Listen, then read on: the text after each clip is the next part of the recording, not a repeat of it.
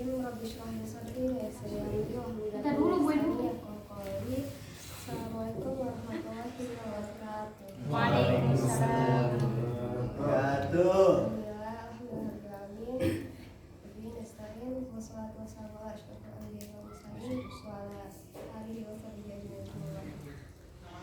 Baik, di sini siraman kaum kali ini Anda akan sharing ya beberapa ilmu atau kajian yang Anda dapat dari Manaqib atau majelis Islamiyah tentang salawat. Nah, kan kita semua pasti udah tahu ya apa faedah-faedah salawat itu kan. Di sini cuma mau saling mengingatkan aja. Mungkin kita namanya juga manusia biasa. Terkadang seminggu berapa sih kita salawat, atau sehari satu kali salawat udah kita lantunin belum buat baginda Rasul. Dengan salawat itu juga merupakan bukti cinta kita kepada Rasulullah SAW. Walaupun kita tidak hidup di zaman beliau, tetapi rasa sayang kita, rasa cinta kepada baginda Rasul itu bisa kita sampaikan melalui salawat kepada Rasul, dan juga bisa melaksanakan sunnah-sunnah beliau. Allah dan malaikat pun bersolawat kepada baginda Rasul, seperti dalam surat Al-Ahzab ayat 56. Bismillahirrahmanirrahim. Innallaha wa malaikatahu yusholluna 'alan nabi ya ayyuhallazina amanu shollu 'alaihi wa sallimu taslima. Wahai sesungguhnya Allah dan malaikatnya bersolawat kepada Nabi, wahai orang-orang beriman, salawatlah kalian kepada Rasul. Dan di sini ada kisah dari kisah orang terdahulu ya. Ada orang biasa, orang awam, beliau seorang pekerja biasa, memiliki toko kedai biasa, dan beliau tidak sempat seperti mengikuti kajian, maksudnya sebulan atau setahun itu cuma beberapa kali karena beliau sibuk gitu. Tapi beliau tidak meninggalkan gitu apa perintah Allah. Beliau sholat, ibadah seperti biasa, sholawat setiap harinya. Dan beliau juga nggak paham nggak terlalu mendalami ilmu agama, cuma makhluk biasa gitu, awam, manusia awam seperti biasanya. Dan pada suatu ketika beliau bermimpi didatangi oleh baginda Rasul. Nah, beliau ini orangnya hatinya bersih gitu, maksudnya tidak memiliki kedengkian. Dan di mimpi tersebut Rasul berkata kepada fulan ini gitu, jika engkau bisa menjalani kehidupan ini tanpa ada kedengkian dalam hatimu kepada umatku, maka lakukanlah itu, dan lakukanlah sunnahku. Barang siapa yang melakukan sunnahku maka akan bersamaku kelak di surganya nanti. Ketika itu beliau bangun kaget, terus ya seperti biasa menjalankan hari-harinya biasa. Terus beliau mulai merasakan emosi atau marah atau kedengkian atau malas beribadah. Beliau membersihkan hatinya lagi, bersalawat kepada baginda Rasul gitu. Dan beberapa hari kemudian datanglah ulama ke toko beliau, ke kedai beliau, ingin membetulkan alat. Beliau ini tukang betulkan alat. Iya. Terus lalu ulama ini adalah hadis. Terus beliau ini, si fulan ini tahu yang beliau didatangi oleh ulama gitu. Nah, beliau berceritalah si fulan ini ke ulama tersebut bahwasanya beliau didatangi oleh baginda Rasulullah dalam mimpinya.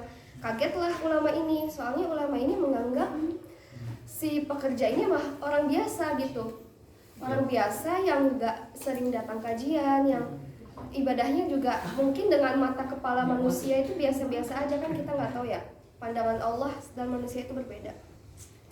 Lalu beliau kaget, beliau menanyakan kepada si fulan ini, amalan apa yang telah kau lakukan, kok bisa sampai kamu bermimpi bertemu Rasul gitu. Hati saya selalu lapang gitu. Ketika saya ingin merasakan keluh kesah, saya mulai mencoba berusaha menghilangkan itu gitu, dan bersolawat kepada Rasul. Karena saya tidak sempat mengikuti seperti orang-orang berilmu lainnya, mengikuti kajian atau mendalami ilmu-ilmu ini gitu. Jadi bahwa kita bisa ambil kesimpulan bahwasanya orang berilmu saja, ulama, tidak semuanya bisa bertemu Rasul gitu. Apa maksudnya, keilmuan apapun yang dimiliki, kalau hati kita memiliki kedengkian atau keluh kesah atau apapun itu, ya itu penghalang kita untuk bertemu dengan Rasul gitu. Dan bisa, walaupun kita orang awam, kita tidak bisa, kita mengamalkan nih sholawat kepada Rasul, tapi kita tidak, belum mimpi ketemu Rasul nih, belum ini itu, tapi dari timbal balik dari sholawat tersebut tuh bisa ke yang lainnya gitu, seperti kehidupan kita mudah, atau ini bukan istidraj ya, beda. Kalau istidraj kan nikmat yang kita nggak lakuin ibadah tapi kita nikmatnya datang terus gitu. Beda kalau kita beribadah, tetap beribadah kepada Allah, nikmat ada gitu. Makanya kan apa tadi? Oh ya, kita walaupun kita tidak mendapatkan rezeki itu bertemu Rasul dalam mimpi, timbal baliknya seperti kesehatan, atau juga lisan kita terjaga, atau perilaku dan lain-lainnya, itu fadilah dari sholat tersebut. Terus juga banyak sekali sholat-sholat yang bisa kita amalkan kan, kayak sholat Bani Hashim, sholat Umi, sholat Naria, atau sholat-sholat lainnya, itu bisa kita amalkan gitu. Cuman Zara di sini mau ngambil satu sholawat Bani Hashim. Mau ngejajahin kali? Allah. Bisa tuh maksudnya. Jadi gini, ulama juga banyak kan yang mengatakan bahwasanya sholat Bani Hashim ini adalah rajanya sholawat. Rajanya sholawat ini karena bisa faedahnya dari membaca ini tuh langsung kerasa gitu, kayak hati langsung tenang, kayak urusan yang susah tuh langsung mudah, kita terhindar dari berbagai macam bala atau musibah gitu. Faedah-faedahnya juga banyak, salah satunya bisa menangkal bahaya, bisa ketika kita sedang mengalami masalah atau musibah, kita membaca sholat ini, itu akan ringan, dihapus dosa setebal apapun dan diangkat derajatnya. Dan juga ketika COVID beberapa tahun lalu ya, Maulana Sya'ala, juga Maulana Syabdi Salam, juga mursyid saya di Indonesia juga menganjurkan gitu membaca sholawat ini, sholawat Bani Hashim, karena emang faedahnya sangat luar biasa gitu. Maulana jadi sholawat ini tahabis binimah aja ya di rumah. Waktu COVID itu kan di lingkungan Depok ya, namanya Depok, banyak COVID, banyak yang meninggal lah, tetangga gitu. Pasti awal mula namanya kita orang biasa takut banget nih gitu, takut kena apa, tapi Maulana Sya'ala, Syabdi Salam, dan Maulana Syekh lainnya tuh menganjurkan kan mengamalkan ini. Dan di rumah juga alhamdulillah gitu, kayak baca ini gitu, baca salawat ini, salawat Bani Hashim, insya Allah gak terkena mara bahaya tersebut gitu. Kayak maksudnya terjaga lah, alhamdulillah. Maksudnya walaupun kayak di samping tetangga langsung kena COVID kan, itu ya maksudnya wow banget gitu COVID-19 tuh ya, alhamdulillah. Jadi COVID-19, tapi kita juga kalau salawat kepada Rasul juga jangan sekedar di lisan gitu. Ya, jadi dari hati banget kita khusyuk, kita sholat kepada Rasul, sampaikan kepada beliau salam rindu kita, minta syafaat dunia akhirat. Terus juga Syekh Yusri juga pernah berkata, jika kita ingin mengamalkan satu amalan, maupun itu salawat, zikir, atau amalan apapun, kalau kita tidak bisa mengamalkannya banyak, pelan-pelan aja gitu, kayak misalnya sehari 10 salawat kita baca. Jika kita sering istiqomah melakukannya, ya insya Allah nanti akan bertambah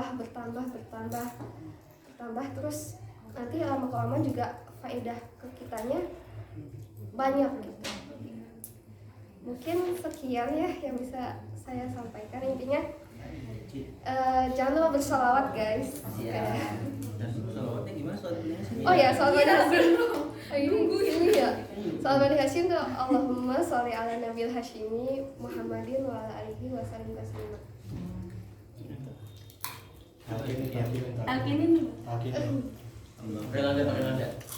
Allahumma Ada banget. Ya, gitu Kak. Mungkin sekian dari saya. Mohon maaf jika ada kesalahan dalam perkataan, penyampaian. Selebihnya terima kasih banyak. Wassalamualaikum warahmatullahi wabarakatuh. Waalaikumsalam